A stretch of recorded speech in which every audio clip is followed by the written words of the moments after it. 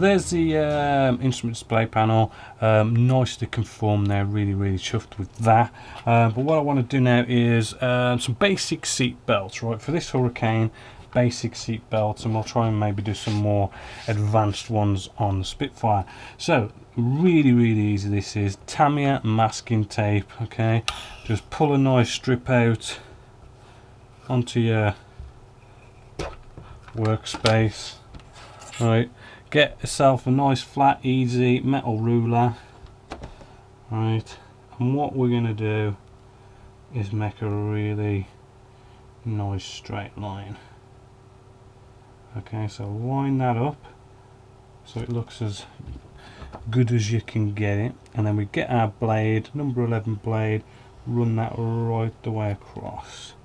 Now I'd like to make another cut across here personally. Okay, and then make another run like that. Right, and then we can pull this up like so. And what we end up with is a nice strand for our seat belts, right? And this is really easy. We can just cut the end off, right, just to make sure our end is also nice and straight, right? And then what we want to do is sort of attach this, which we can basically use glue. We can actually use the actual stickiness of the Tamiya tape. Right, and we just want to get this into the position you feel happy with. Right, and I'm just gonna grab some scissors to cut this. Right, let's just give that a snip. Let's get you on camera.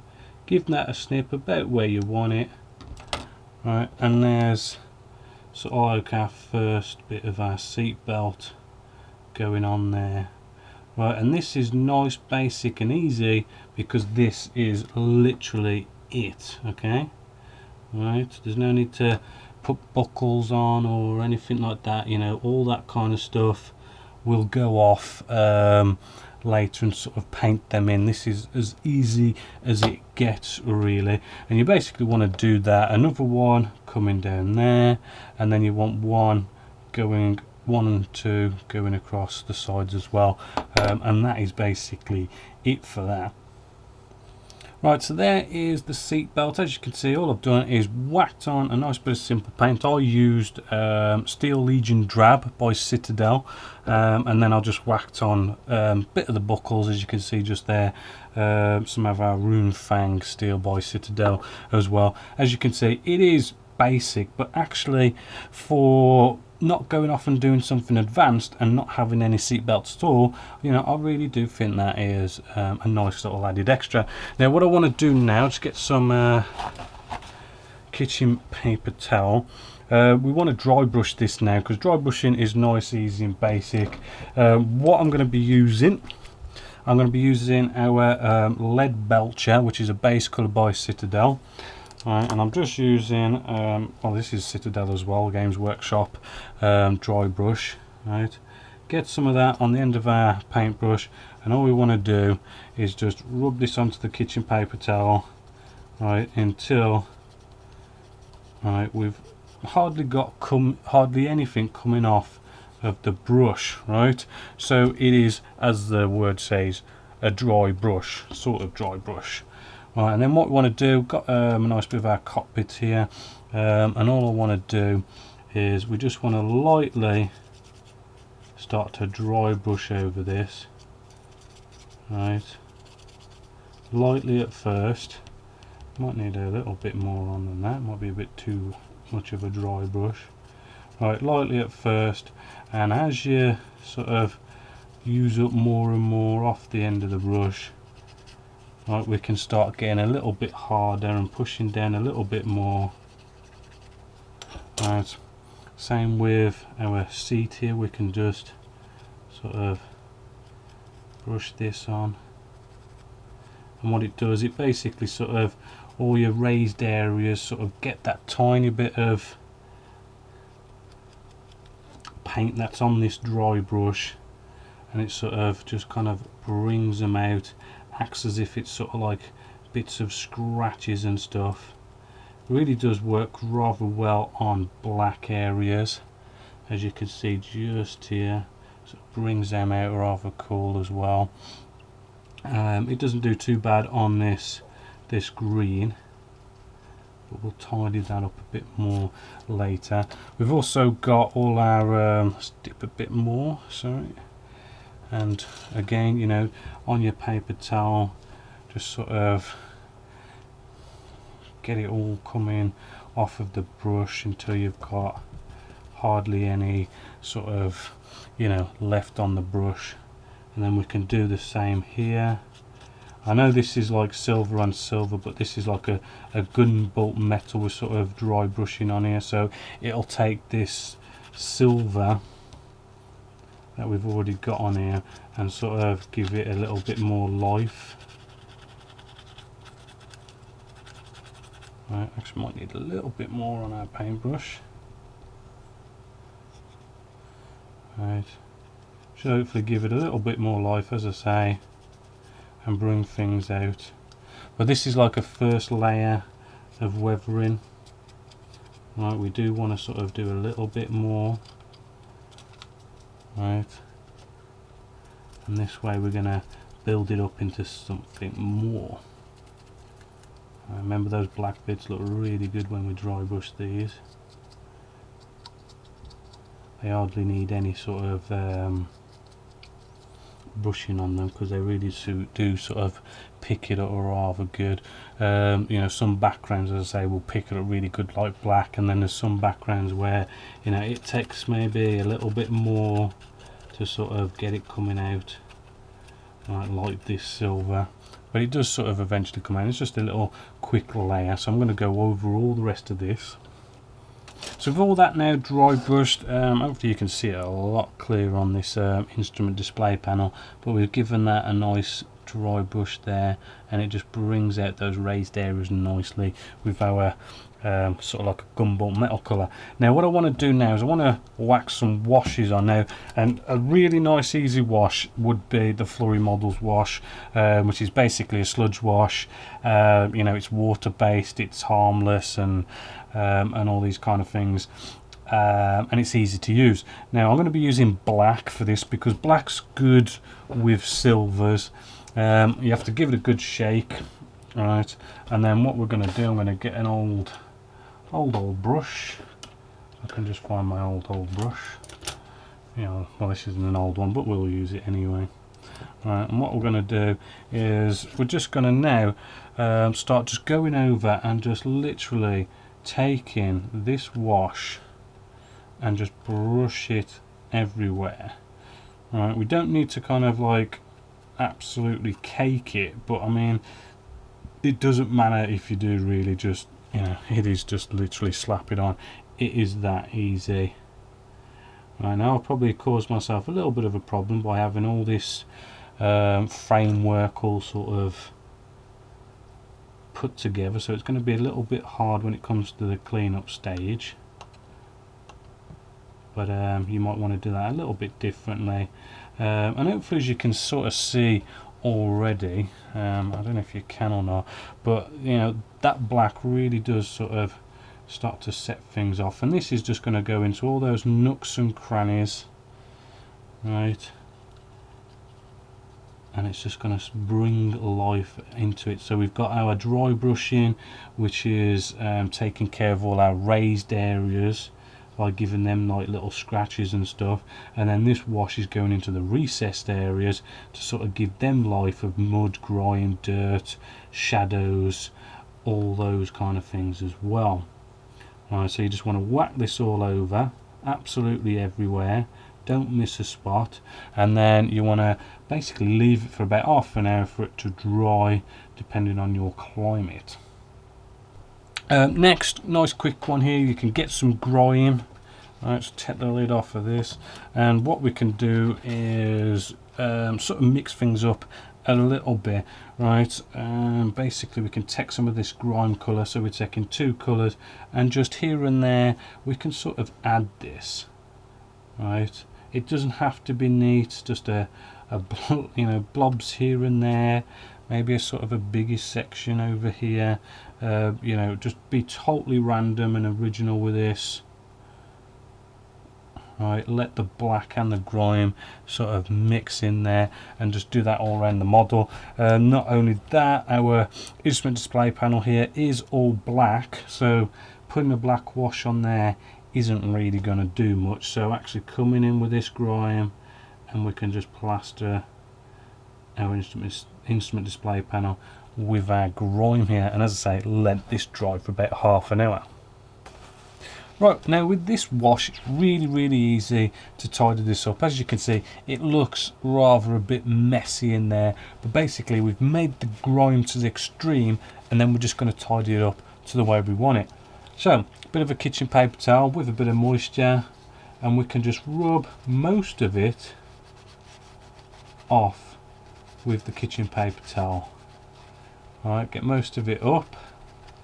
Right, and then what I like to do, because we're doing cockpits here, you want to get in here with something that you can get into all the nooks and crannies a bit with, and that would be a cotton wool bud. Make it a bit moist, right, and what you want to do is just start to tidy things up, right. So what we're doing here is basically we're getting in there, right, and we're just sort of cleaning up to the nooks and crannies, but we're not cleaning it out of the any sort of nooks and crannies there. We're just tidying up to look a bit more natural, not look so messy, right. And at the same time, it's always good to sort of, you know, try and clean it in a downward motion, right. So what you do miss, right, will just look like some sort of a light streaking effect, right, just like so. Right, now this is really easy. Now before kind of putting the wash on, you know, it's a good idea to put some sort of a gloss coat on top. This way we seal our paintwork in, and you know, when we do put the wash on top and we do clean it up, all we're cleaning away is the actual wash. We're not cleaning away the paintwork we've done. Right, so hopefully, as you can agree, as a, you know, as a nice basic cockpit here, that simple bit of, let's whack a bit of I forgot what dry brushing. Whoa, yeah, some dry brushing there, and you know, this nice simple wash. As you can see, we've just gone off and sort of given that a nice bit of life. It's better than, you know, a standard bit of flat paint, you know, nothing else. We've even got some of the silver areas. As you can see, it's just, you know, taken that pure kind of shiny silver off it. It's sort of dulled it back a bit, and you've got bits of grime and stuff into all sorts of corners and nooks and crannies and recessed areas and all that kind of thing. You know, I have got to go off and do the same to all of this, which is probably going to take me a fair bit of time to sort of get into all the little corners here and there. As I say, it probably would have been better if this was all sort of apart and we did it separately, but I'm just trying to, you know, kind of quickly work my way through with this. So I'm just going to tidy these areas up and make this look good.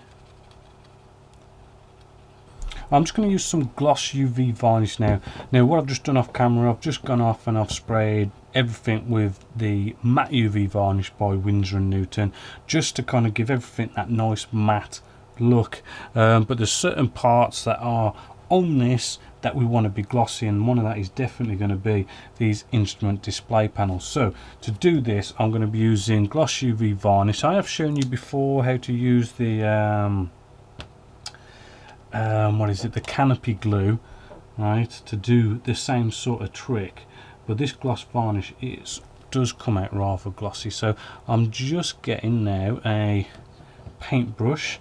Doesn't have to be a mega small one, and what we're going to do here is we're just going to simply paint it in. We've literally only got to sort of dot it in, right, because it is, you know, it's quite a fluid mixture, so it does kind of have a capillary action. But I mean, if you want to get it to flow a bit more to make the painting easier, you know, a little bit of water maybe, or or even some of the homebrew thinners, and we can get this literally painted up nice and quick. One more. And if you really want to, you can come back and do another coat and sort of, you know, bring him more and more glossy as you go along. But hopefully there you go. As you can see, we've now sort of glossed them over, and it gives our dials that just nice little bit of an extra edge. So here's all our cockpit basically all nicely finished now.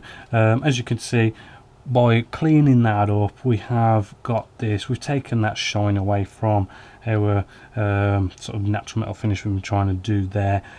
It is a bit tricky to clean up when it's all sort of using the cocktail sticks, but you do get there in the end. Here is the instrument display panel when it's dry. You know, as you can see, you've got all that sort of like glassy looking thing going on there with the instrument display panels.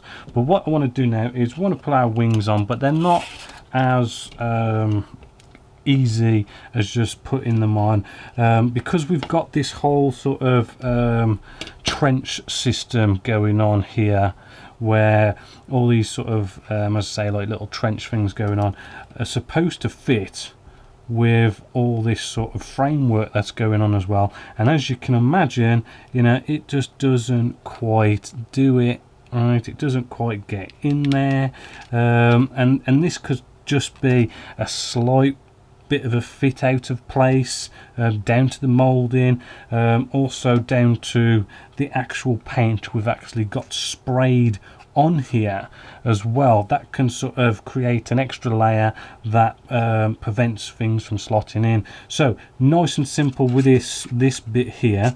All we're going to do is give this a sand, right, and literally all we're doing is a nice light sand that is just going to take away the paint. We're not really going to be taking away the plastic, right? We don't want the plastic gone, right? We just want to sort of get rid of this paint that we've sprayed on and it's built up, right? Just so that's going to hopefully fit a little bit better. Then what we have is these trenches, as I say, and what we can do here, we've got some nice tools here by I do believe it was Trumpeter, and I've got the 2mm chisel. Now these chisels are really cool.